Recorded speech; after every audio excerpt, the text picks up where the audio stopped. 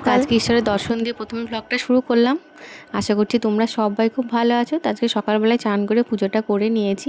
তারপরে যে রান্নাঘরে ঢুকে পড়েছে। আজকে যেহেতু ছেলের জন্মদিন, সেই জন্য ভাবলাম ওর একটু ভালো মন্দ যেগুলো খেতে ভালোবাসে আর কি, ওর প্রিয় খাবারগুলো সেইগুলো একটু করার চেষ্টা করছি।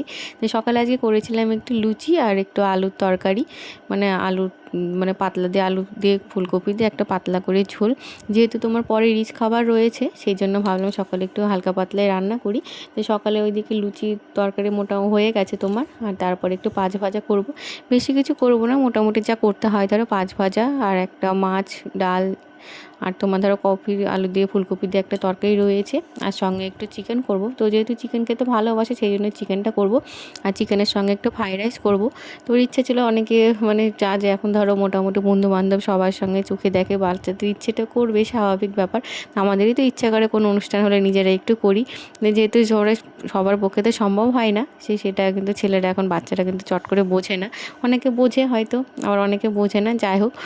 তো সকালবেলায় উঠে যে রান্নাবান্না শুরু করে দিয়েছি তোমার, মোটামুটি এখন কিন্তু 10টা সাড়ে 10টা প্রায় মনে হয় বেজেই গেছে।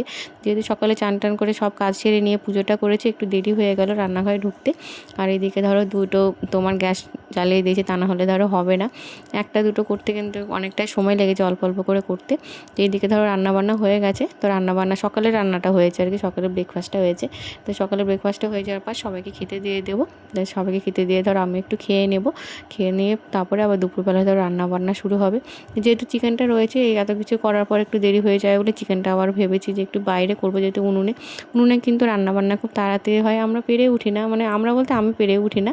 সেই জন্য উনুনে আর কি মানে খুব দরকার না হলে উনুনের কাছে যাই না। সকালে ভাতটা অনেক সময় করি, মানে বেশিরভাগ সময় ধরো সকালে ভাতটা করে নিয়ে আসি, আর তরকারিগুলো ধরো তোমার ঘরেই গ্যাসেই করি। তো এইদিকে চলো, দেখো দেখতেই পাচ্ছ। তো সকালে ধরো টিফিনটা দুইজনকে দিয়ে দিলাম, মানে দুইজন বলতে তিনজনকে দিয়ে দিলাম, দুই ছেলের বাবা। আর এদিকে শাশুড়ি মাকে দিয়ে দিয়েছি, মাসি সবাইকে দিয়ে দিয়েছি, আমি বাকি আছি আর কি। সবাইকে দিয়ে তারপরে ধরো আমি একটু দুটো লুচি খাবো। আর এদিকে মাছটা সবই ধরো রয়েছে, এগুলো সব ধুতে হবে। সকালে টিফিনে লুচি তরকারি, আর তার সঙ্গে যদি একটা মিষ্টি থাকে তাহলে তো বেশ ভালোই হয়। তো মিষ্টিটা তোমাদের দাদা এনেছিল দুপুরের জন্য, যেহেতু বেশি ছিল সেই জন্য ভালো সকালে সবাইকে দিয়ে দিই একটা একটা করে। আর লুচি তরকারি মিষ্টি কিন্তু আমার খুব মানে পছন্দের একটা জলখাবার বলতে পারো। এমনি রাত্রিবেলায় যদি লুচি আর মিষ্টি তরকারি হয় তাহলে তো কোনো কথাই নেই। যাই হোক, খেতে আমি বেশ ভালোই বাসি লুচিটা খেতে। আর এইদিকে দেখো মানে ওইদিকে খাওয়া দাওয়া হয়ে গেলে সকালে, তারপরে বসিয়ে দিয়েছি দুপুরে রান্না বান্না। একদিকে শাক বসিয়ে দিয়েছি, আর একদিকে ফ্রাইড রাইসের যে ভাজাগুলো আর কি, বিনস গাজর যা যা লাগে আর কি, সেইগুলো একটু ভেজে নেব। তো ভেজে নিয়ে তারপরে ভাতটা ধরো করে নিয়েছি। তো ভাতটা হয়ে যাওয়ার পর তোমার ধরো একসঙ্গে ঘি দিয়ে ধরো মিশিয়ে নেবো, যা মশলা টশলা দেওয়ার আর কি। তো এখন মোটামুটি ফ্রাইড রাইসের আগে অতটা মানে ভালো হতো না আর কি, যাই হোক যে কোনো সময়তে গলে যেত। ছোটো জায়গাতে কিন্তু করতে অসুবিধাই হতো, এখন তো বেশ মানে ছোটো জায়গাতেও করি, অত অসুবিধা হয় না, সবই অভ্যাস বলতে পারো। এই যে সব কিছু হয়ে গেছে, এবার ভাজাটা যে পুরোটাই হয়ে গেছে, এবার একটু ঘি দিয়ে ওটাকে মিশিয়ে তারপর একটু, যেহেতু চিকেন রয়েছে সেই জন্য ধরো একটু বাচ্চারা খাবে। আর তোমার সেটা খুব একটা মিষ্টি করবো না, হালকা মিষ্টির ওপর ধরো হালকা একটু চিনি দেবো ফ্রাইড রাইসে, হালকা মিষ্টি দিলে বেশ মানে চিকেনের সঙ্গে বেশ ভালো লাগবে, সেই জন্য আর কি সেইভাবেই ওটা করেছি। আর আমার ভিডিও তোমাদের যদি একটু ভালো লাগে তাহলে একটু লাইক করো, কমেন্ট করো, শেয়ার করো। আর যে বন্ধুরা আমার চ্যানেলটাকে এখনও সাবস্ক্রাইব করোনি তারা আমার চ্যানেলটাকে সাবস্ক্রাইব করে দিও। এদিকে দুপুরে তোমার রান্নাবান্না ধরো মোটামুটি হয়ে গেছে, গ্যাসে যেগুলো করব। তারপরে এই যে বাইরে বসিয়ে দিয়েছি উনুনে। তো যেহেতু তোমার আজকে এনেছিলো তোমাদের দেশি চিকেন, সেই জন্য তোমার একটু ভাবছি যে বাইরে উনুনে রান্না করে টেস্টটা কিন্তু একটু বেশি হয়, মানে মাংস টাংস আর কি, চিকেন বলো মটন বলো, তোমার রান্নাটা কিন্তু উনুনে বেশ ভালোই হয়, কোনো একটা টেস্ট হয়।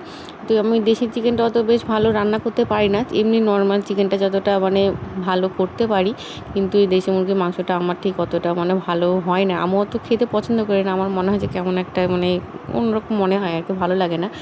যাই হোক, এই যে ছেলেরাও খুব পছন্দ করে, ছেলেদের জন্যই নিয়ে আসা। আর এইদিকে রান্না বসিয়ে দিয়েছি।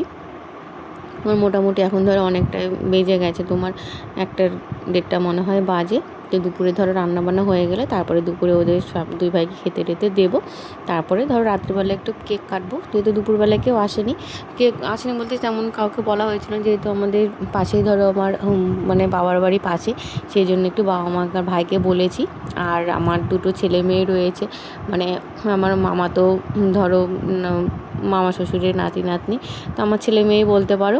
তো ওরা ধরো ওরাও বাড়ির কাছে, বাড়ির পাশে, তো ওদের না মানে না বললে ঠিক ভালো লাগে না, আমার দুটো যা ওর দুটো তাই। যাই হোক, আর ওই আমার দুই ছেলেও কিন্তু ওদের খুব পছন্দ করে, কাউকে বলো না বলো কিন্তু ওদেরকে কিন্তু মানে আসতেই হবে, এরকম ব্যাপার আর কি। সে ওদের ক্ষেত্রেও তাই, আমাদের মানে ক্ষেত্রেও তাই, একই ব্যাপার। তো যাই হোক, এই যে রান্না বসিয়ে দিয়েছি। আর কে কে উনুনে রান্না করতে ভালোবাসে একটু জানিও। আমার উনুনে রান্নাটা যে খুব করতে ভালোবাসি সেটা নয়, কিন্তু সময় অসময়ে একটু করতে হয় আর কি।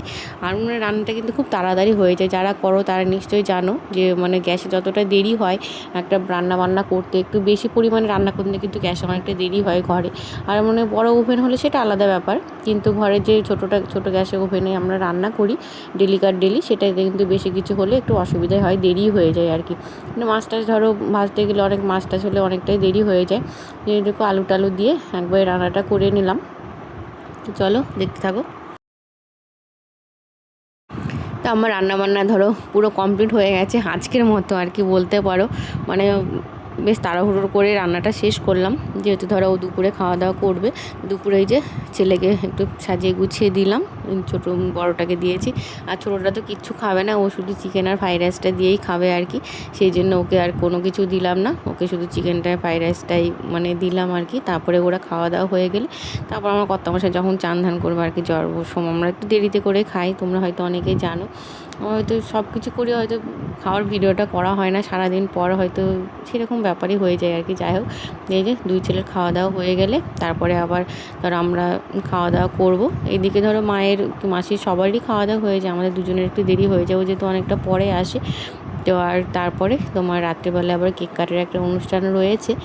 তো এই যে দুই ছেলে খাওয়া দাওয়া করছে। আর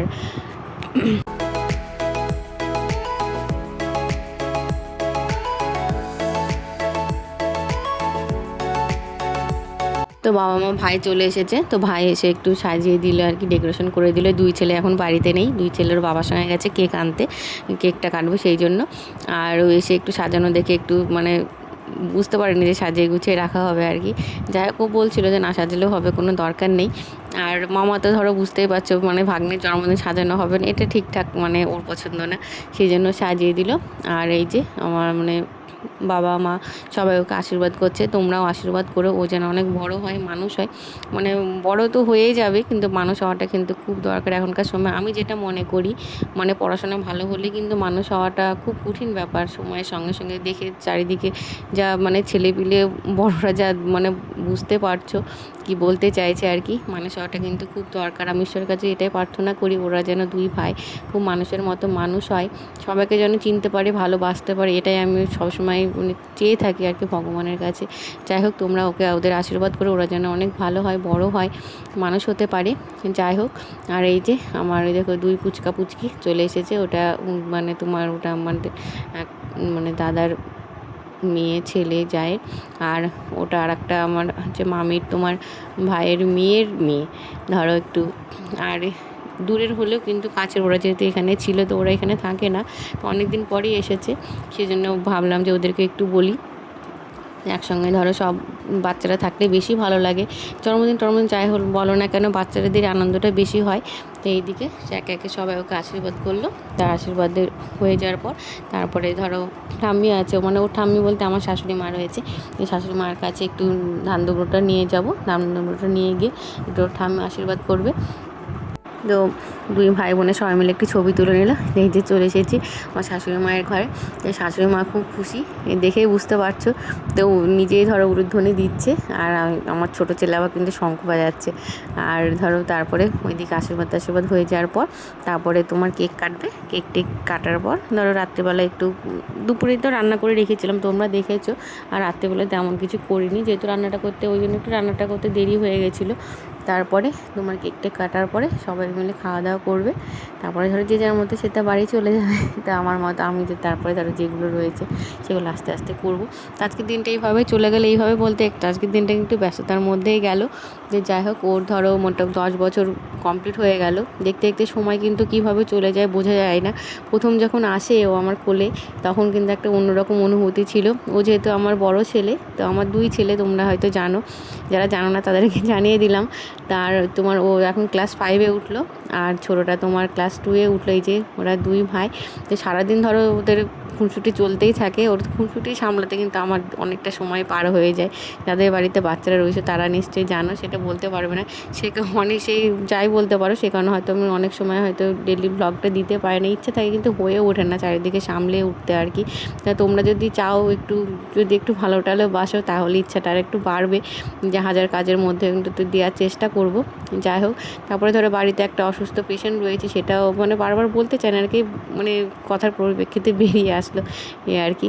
তো সেই কারণেই নানা কারণে হয়ে ওঠে না। তো আজকের মতো এই পর্যন্তই। আমার ব্লগটা তোমাদের যদি একটু ভালো লেগে থাকে তাহলে একটু লাইক করো, কমেন্ট করো, শেয়ার করো। আর যে নতুন বন্ধুরা রয়েছে আমার চ্যানেলটাকে সাবস্ক্রাইব করে দিও। তোমরা সবাই খুব ভালো থেকো, সুস্থ থেকো, সাবধানে চলাফেরা করো। এখন সিজন চেঞ্জ হচ্ছে, খুব সাবধানে থেকো। যাই হোক, আজকের মতো এই পর্যন্তই। পরের ব্লগে আবার দেখা হচ্ছে। Good night.